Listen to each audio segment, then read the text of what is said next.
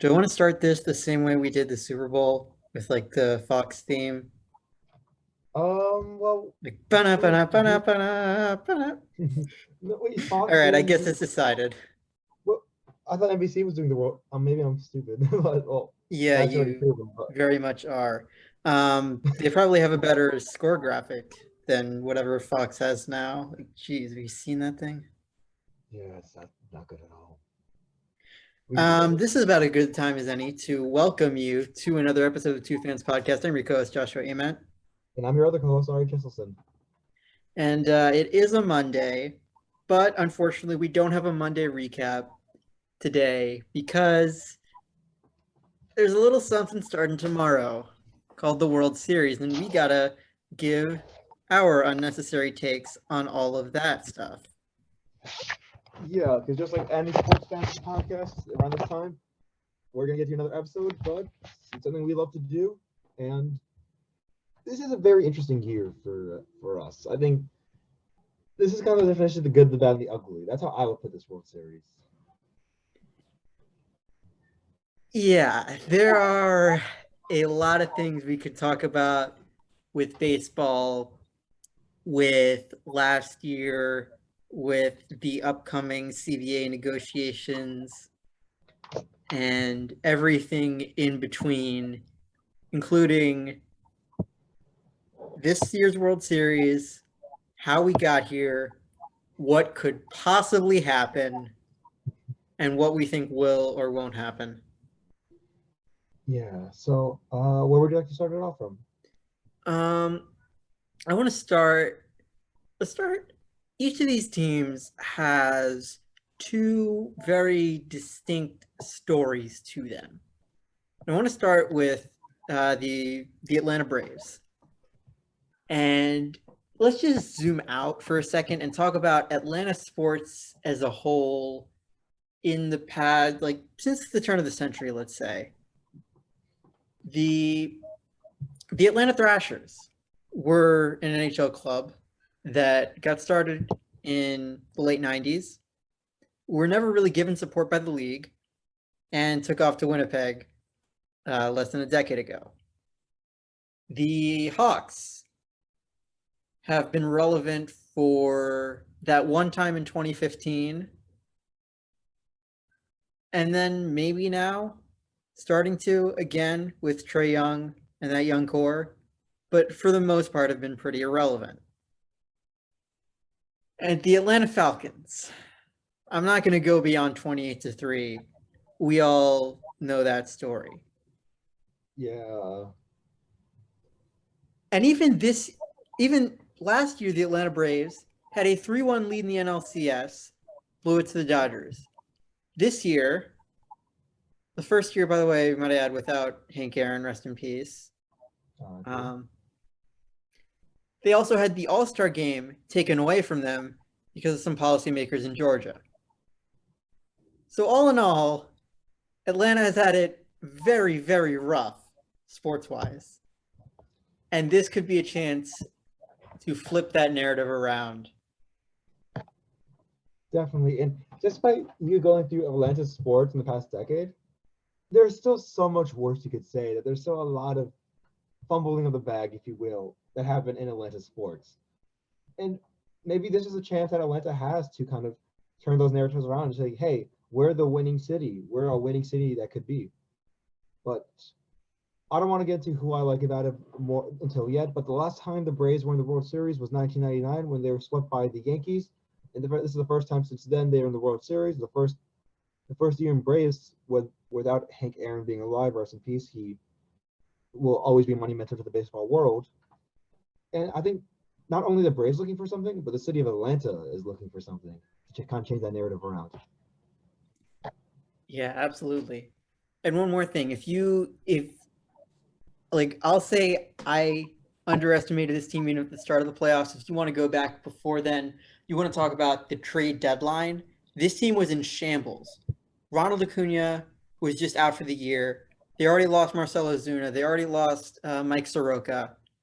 And even with the collapsing NL East, you didn't think that the Braves were going anywhere. Maybe not even winning the division. certainly not getting to the World Series, but moves were made. The outfield was completely revamped.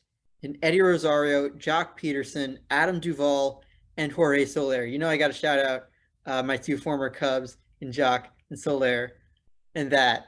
And of course, also not really a Cub, but still got to shout out Mr. Frederick Freeman. And all those guys have been contributing to this team's offense so much. I mean, Rosario in particular, like just an outstanding NLCS, powering them past the Dodgers. What more to add there?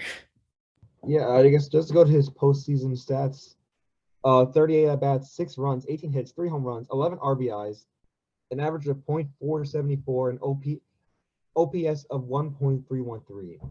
He's having an incredible postseason, which is one of the major pieces because there's just so many major pieces to this Braves team. He's one of the biggest pieces to this Braves team, and like you said, 3 major starters were out for the year, and a lot of teams can't recover from that. And like you said, a lot of people never expected the Braves to recover from that or be here, and yet they did. So, and we'll talk about their postseason a little more in depth soon, but this is a great team. This is a great roster, and I did think they overcame some stuff. Obviously, I'm rooting for Freddie. He's a division. He's him and the Mets playing the same NL East, but I fucking love Freddie. Who doesn't like Freddie? You know.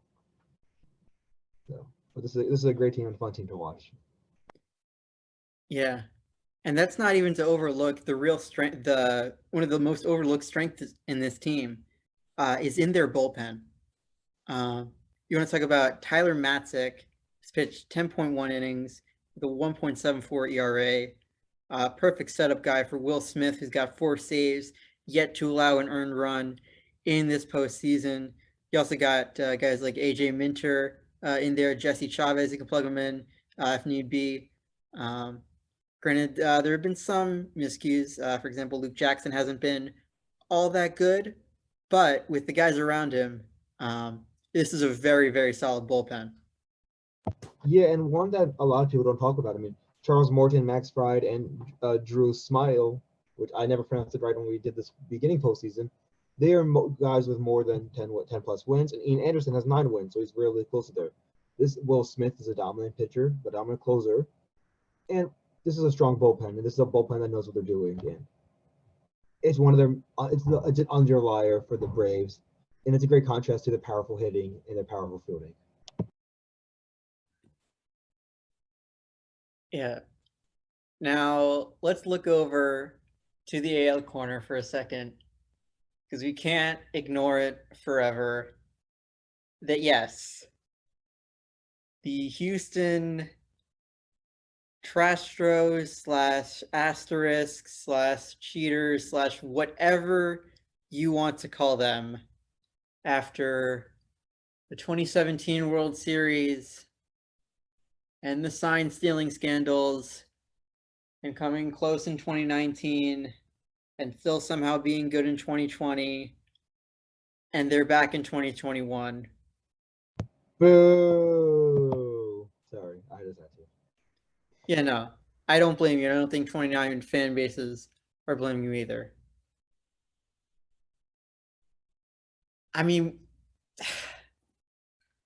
the thing is, like it or not, they are good. Cheating or not, they did make it to the World Series. And you can talk about I would like to talk about later on what a World Series would mean to the Astros. I've said it before, but it bears repeating because I don't think we would ever see anything like it in any sport as far as I can remember. But let's look at what this team has done. Starting off at the plate, nobody has been better than Yordan Alvarez with an OPS above 1,300. He's got an average of 441 in the playoffs, 9 RBIs, 2 homers. Supporting cast around him with Kyle Tucker, Carlos Correa, Yuli Gurriel, Jose Altuve leading the pack. So, some of the usual faces here on this Astros team. Yeah, and this is an Astros team that, again, whether you like it or not, did face a lot of things. There was the cheating scandal. There was losing one of your best players in George Stringer, and there were the precautions, and there were a lot of stuff.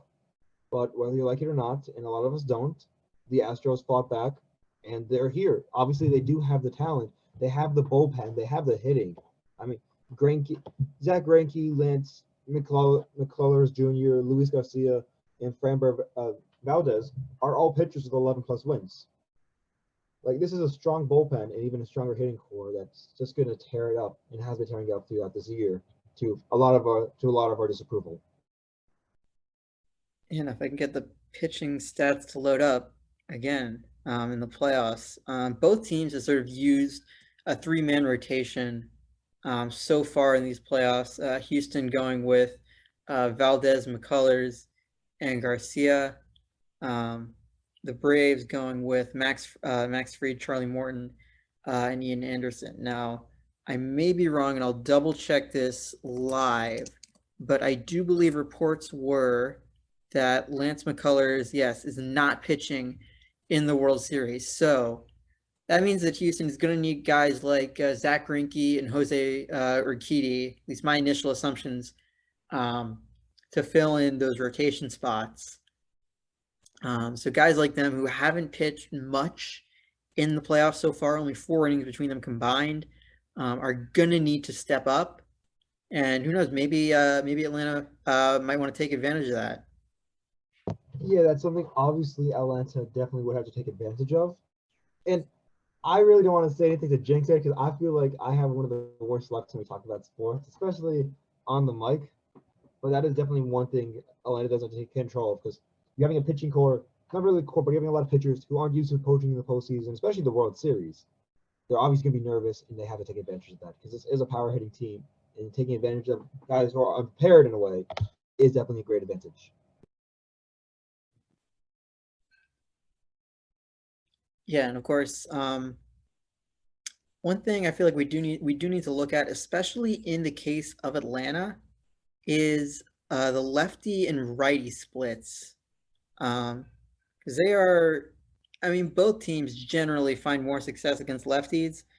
But here's a stat for you. Atlanta as a team against lefties has an OPS of 935. Against righties, that drops to 656.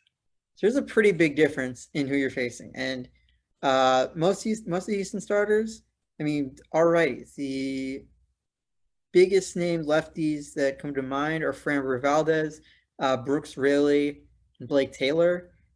And that's about it. So really, like, you can look at the flat stats for a lot of these Atlanta hitters, but they're not going to tell the full story, and they're probably a little bit worse off than you might think. Now, granted, Eddie Rosario and Jock Peterson still do crush right-handers. Each of them have OPSs above 1,000 in the playoffs against righties.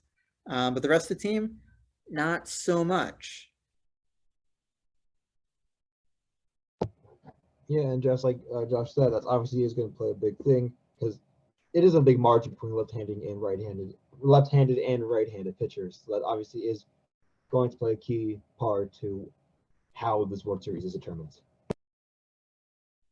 Yeah, now I mentioned earlier how we can look at the Astros, and if they win, what does that mean? I said it before, so I'll let Ari get the first crack at this here. But there's just, yeah, just go ahead. Yeah, so there's one of two ways this works. If they win, it either shows that A, the Astros are still cheating. They just found another way to do it, and they're still cheating. Or B, the worst outcome. They didn't even need a cheat to be good. They just did it because they could do it. And that would suck, because that just proves, yes, this is even a bigger talented team than we thought, and they can still do this without cheating. And I hate that. But yeah, both scenarios, like, absolutely suck for baseball. Because what does it say again if a team, first of all, that already established cheated to win a World Series and then either cheated again or proved that they didn't even need to cheat in the first place. And on top of that, just the feeling, like, to feel like they're rewarded for it, or at the very least, I mean, not punished. Like, I don't need to say it again how every player on that roster was given immunity in exchange for testimony. That seems good in concept, but this is what it gets you. A team that really, like, through all the rhetoric that they've said that their owner and management has given, has not said that they've learned their lesson and only that they're sorry they were caught. Which reminds us of another team in the NFL that we talked about in the past. But yeah, it's just a very shitty situation for whatever the outcome would be for the Astros with winning. And for me, when I look at both teams, I just see both teams with talent. And I know I'm looking at the more flat stats that are out there, the basic stats. But this is a team. These are both teams very talented, very great pitching staffs. And at the end of the day, I just want this to be a fun World Series. No matter who, I mean, obviously I'm not rooting for the Astros, but this is two teams that can make this a great World Series, and it just happens to be that the Astros are one of those two teams.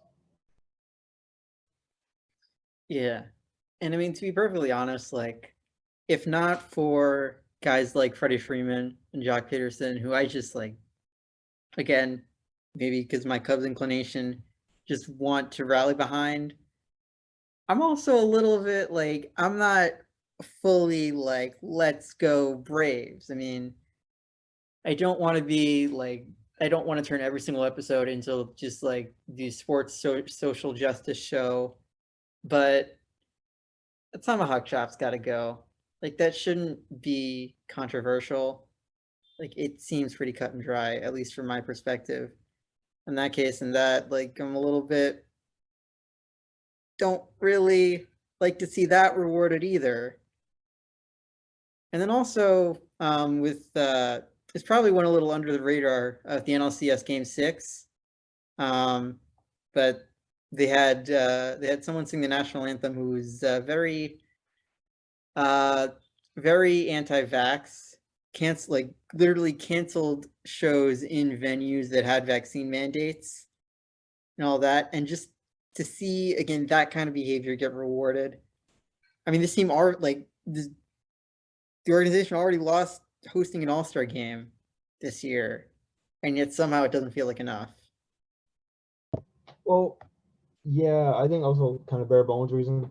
I love hearing the Atlanta narrative of them losing, but you're either getting a city. It is city-wise, they're both kind of the same. I guess when you look at politically or social justice, they're kind of the same cities. Just one of them's a little worse for other stuff. The other one is also like they both have their very big flaws, but they're both very big flaws on each side. Like, I don't want to get too political, but you're either getting the anti-abortionist state or the racially justice state.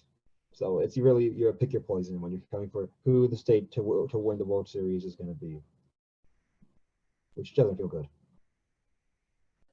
And being that we already lost half of our dozen listeners, that's being generous. What do you say we start to actually make some predictions? Say what the hell is actually going to happen in this series? Okay. I don't think this is going to be a Game 7 World Series. It's not going to be a sweep, but it's going to end somewhere around 5-6 wins, the fifth or sixth game. I would really like it to. And for teams, I'm very torn, but I'm going to hate it. I have to say the Astros. Astros in 6 games.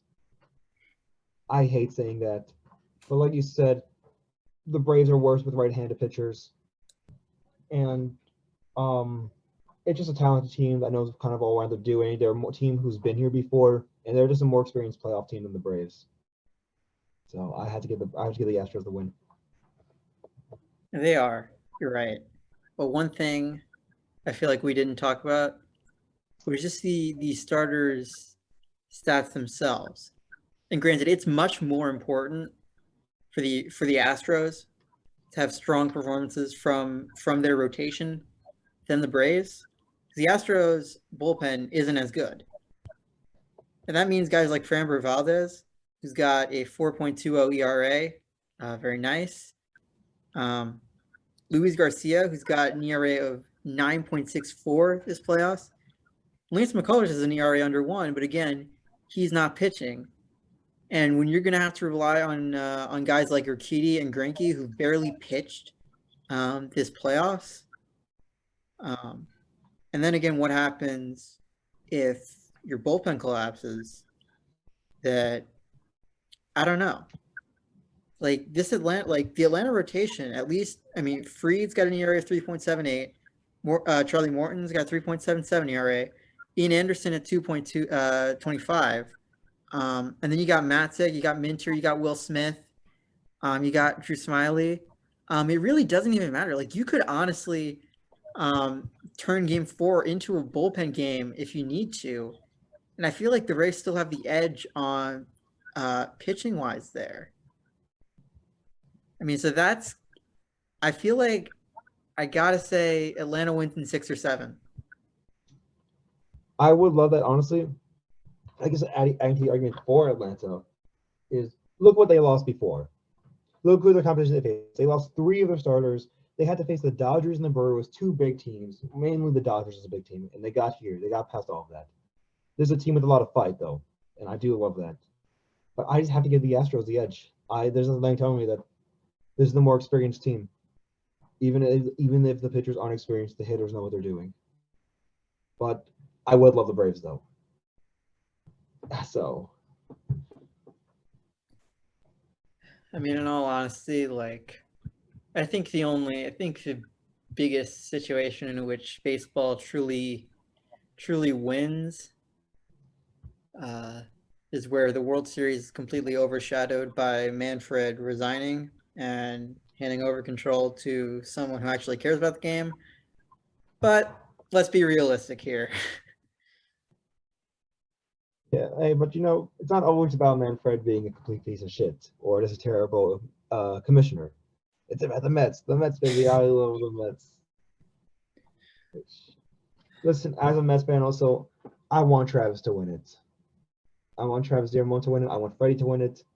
But I'm just ready for a good World Series because these are 2 great teams who have the potential to make this a great World Series. At least for player wise, like they're great players in the World Series. The cities kind of suck. One of the teams kind of suck. Both the teams you can make the argument for, but this does have the talent to be good. Indeed, it does, and I think that's all we can really hope for. Just, I know it's cliche, but just a good series all around. And I think that's where we end this episode off. But do we save it as a surprise? Yeah, we'll save it as a surprise. All right, let's just say we got something coming for you later in the week. And it's not just a recap. I'll leave it at that. And with that, thank you so much for listening to us and bearing with us. We do this every single Monday and Friday. If you have any questions, comments, or something you want us to talk about, you can always leave a comment down below on YouTube or email us at number2fanspodcast@gmail.com. Final thoughts, Ari? No, I think that's it. So until next time, we'll talk to you then.